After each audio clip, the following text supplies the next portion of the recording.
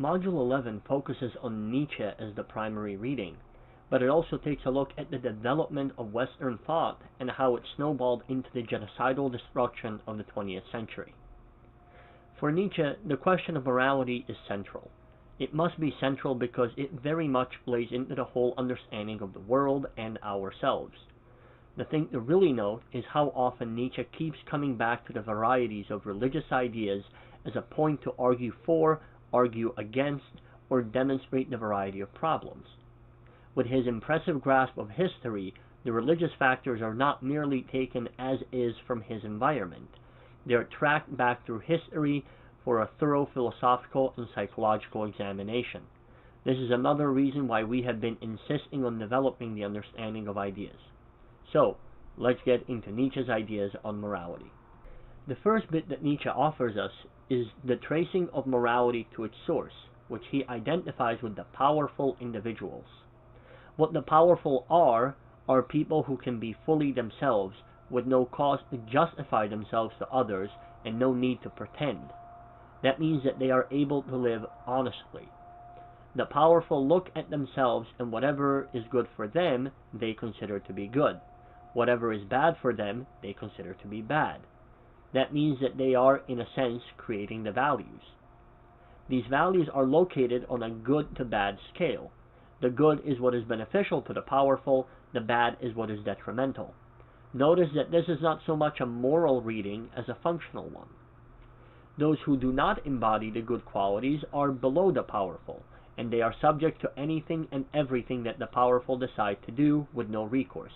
And Nietzsche claims, while the powerful are cultured at home, they are unrestrained predators abroad. You can think of it this way. The tiger is the king of the jungle. When around other tigers, they're playful, they wrestle. Even when they fight for dominance, they do not fight to physically harm each other, and these fights generally end in a submission of one to the other. This, by the way, is the case with all animals, because a fight to the death leaves the loser dead and the winner injured, which makes him far more vulnerable to future attack. But the same tiger is, in fact, a predator. When the tiger goes on the prowl, it's all predator. There is no struggle to submission, it goes for the kill. There is no restraint, because there is no need for restraint. This set of attitudes is what Nietzsche calls the master morality. On the flip side are the powerless, suffering populations. These have no power, no strength. These have to justify themselves to others. They have to pretend. They cannot live honestly. Thus, they develop resentment toward the powerful and towards the whole world. This is Kierkegaard's despair of defiance, the passive version. In this resentment, the weak plot revenge, yet they have no power to truly carry it out, and so they devise an imaginary revenge. This process, interestingly enough, reverses the evaluative process. The powerful looked inward at themselves as the standard. The weak look outside themselves at the world to determine that standard. This is a psychologically sound assessment. To be weak is to be in danger of an existential threat, and that threat comes from the outside, and thus attention must be turned away from the self and towards the world. Like a frightened rabbit, what matters is the tracking of every change, every sound, lest the predator get a drop on it. As the weak look out, they experience the powerful as the predators, and so experience them as the object and an idea representing the source of suffering and anguish. That makes the powerful a source of moral evil. Note the difference here. For the powerful, the bad was a functional category. That meant things that are detrimental to their way of life. A hurricane is bad because it messes up your house. For the weak, evil is a moral category that means things that cause suffering. This is not a hurricane. This is a malevolent force that seeks to make your life miserable. If the powerful are evil, then the weak, by default, must be the good. What happens here for the weak is the transvaluation of values, flipping the values on their head, in order to justify themselves to themselves. The impotent rage becomes a sign of moral superiority. that power and affirmation of self becomes a sign of moral inferiority and evil. The trick perpetrated by the weak in their impotent rage, says Nietzsche, has been to reduce the ideas of the good, that is, the powerful, by having them think that the values of the weak masses are actually good, and that their own self-affirming values are evil. This gives them a bad conscience about their own power. And for Nietzsche, the Christian morality, blessed are the meek, the poor, etc., and calls for equality are part of this transvaluation and seek to induce everyone into a herd morality. What Nietzsche means here is the idea that those who seek to impose the herd morality believe that everyone should be reduced to the lowest common denominator, any power or excellence stomped out, and thus will the suffering end when we are all reduced to the state of the worst one. But as noted in the point of resentment, the actual goal is not some utopia of equality, but the destruction of the world. We can see exactly these kinds of attitudes play out in the 20th century Soviet Russia, in Maoist China. Millions of people were killed by the state and the general population for the crime of being somehow better than others. They were more industrious, they were smarter, better educated, they had standards that could allow the individual to rise and fulfill their potential. Nietzsche's solution is the instantiation of the Ubermensch, the overman, the individual who instantiates his own values and breaks away from the herd. It is the individual who puts his own being as the GHE, and then pursues power to realize it, and relates to himself by the actualization of that self. It is this will to power which builds on itself, and which allows us to live in good faith with ourselves, and that allows us to not live a life of a lie and resentment, and that enables progress. The crucial thing in understanding Nietzsche on this topic is the connection of his thought to the vast variety of historical developments. There is the Greek religious ideas, Judeo-Christian religious ideas, Greek philosophical movements, Christian philosophical points, his apparent familiarity of Islamic stories, the materialism of Descartes, moral toleration of Locke, historical reading of Hegel, Marxist oppressor-oppressed dialectic and the role of power, Kierkegaard's role of nature of despair, etc.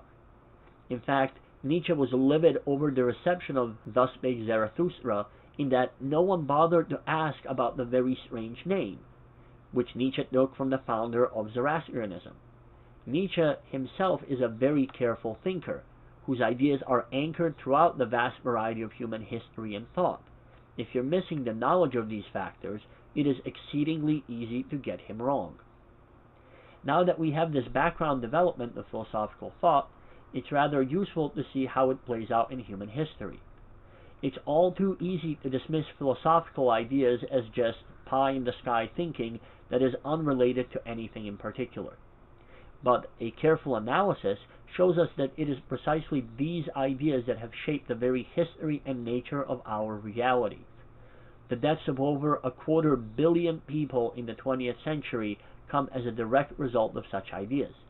The near destruction of the planet during the Cold War came from the same source. Yes, philosophy can really kill people. Michael Polanyi offers us a history of Western thought and its impact on political development, from Locke onwards. The story, in short, goes something like this. Locke introduces the idea of toleration, which we mentioned before, but that carries the implication that anything that cannot be objectively justified cannot be enforced, must be tolerated, and is to be given the same value as its opposite. Of course, ethical claims cannot be objectively justified, and neither can the use of reason.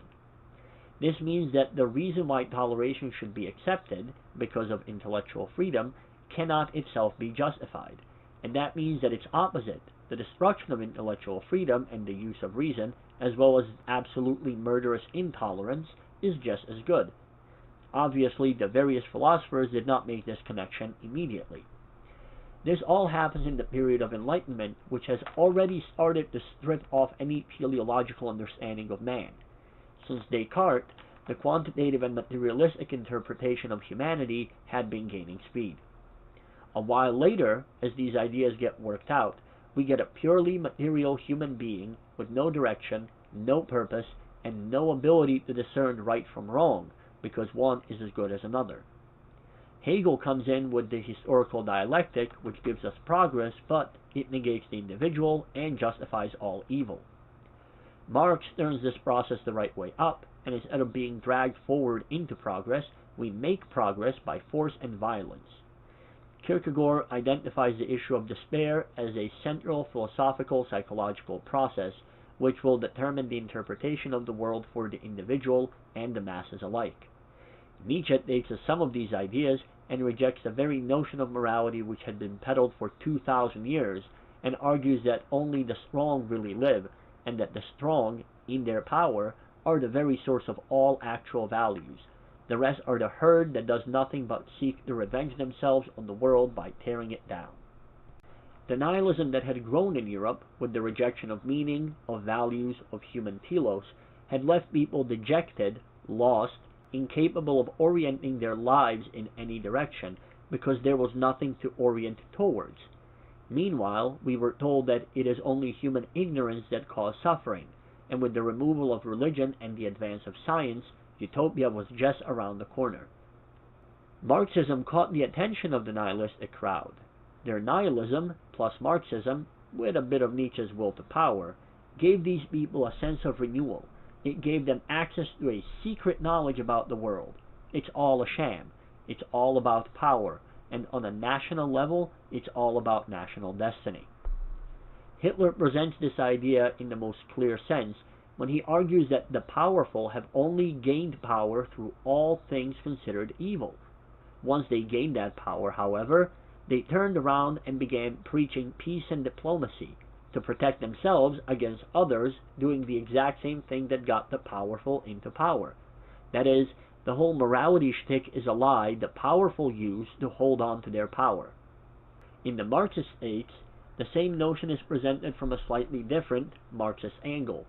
The oppressors are the only reason that we have not yet ushered in an era of perpetual peace, a veritable utopia.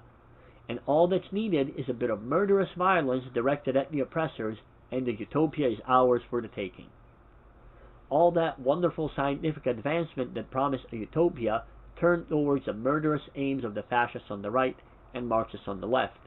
Funny how the ideologies on the opposing ends of the spectrum seem to end up with the same ideas.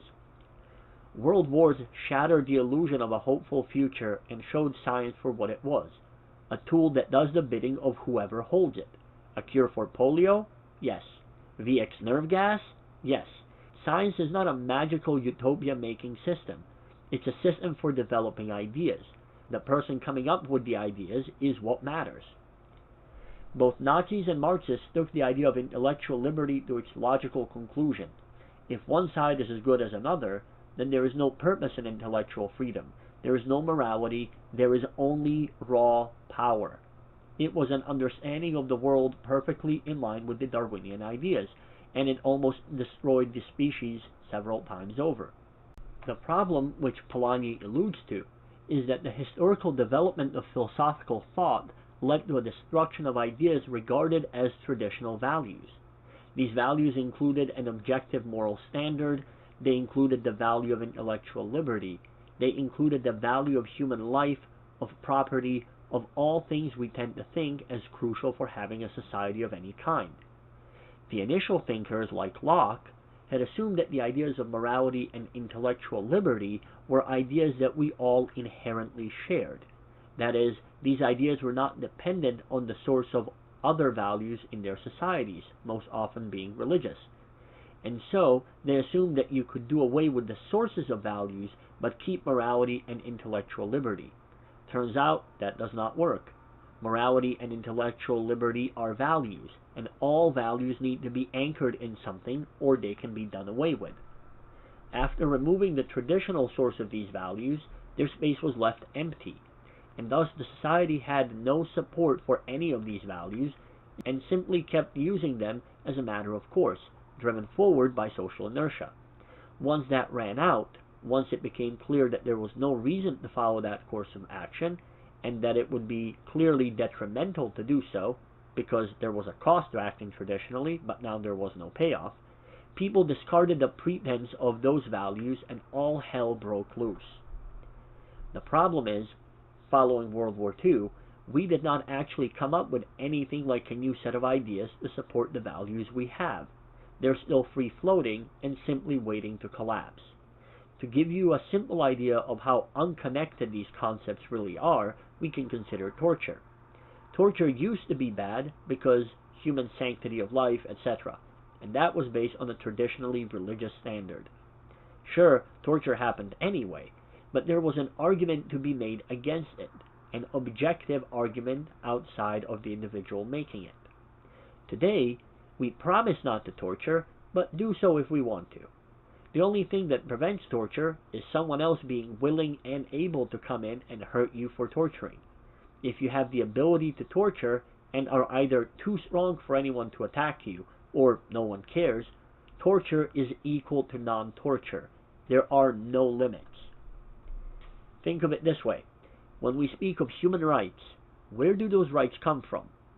Let's say you point to the Constitution and the Bill of Rights. Well, so what? Neither of those is immutable. Neither of those is applicable outside the U.S. Neither of those matters if the government itself decides to infringe on your human rights. There is no standard external to Bob and Steve that we can appeal to. Polanyi summarizes the idea like this. The downfall of liberty is when it becomes pointless and disappears, which is anywhere that reason and morality are deprived of a status as a force in their own right. If morality depends on something else, if intellectual liberty is only there to serve a purpose, then we can get rid of both of them, and we will do that as soon as we feel it is to our advantage to do so. And then there is nothing that we can use as a standard, and everything will go to hell once again. Except this time, we have the scientific advancement that will make the world wars look like a joke. To quote Einstein, I do not know with what weapons World War III will be fought, but World War IV will be fought with sticks and stones. Hopefully you are able to appreciate the incredible impact that philosophical ideas have had on our history. Equally, I hope that you can recognize the role of intellectual freedom, free speech, and genuine meaning in ensuring that a society does not collapse. As you will see in the next and final module, the problems noted by Polanyi have not actually been resolved. They have been rebranded and are playing out in increasingly problematic ways today.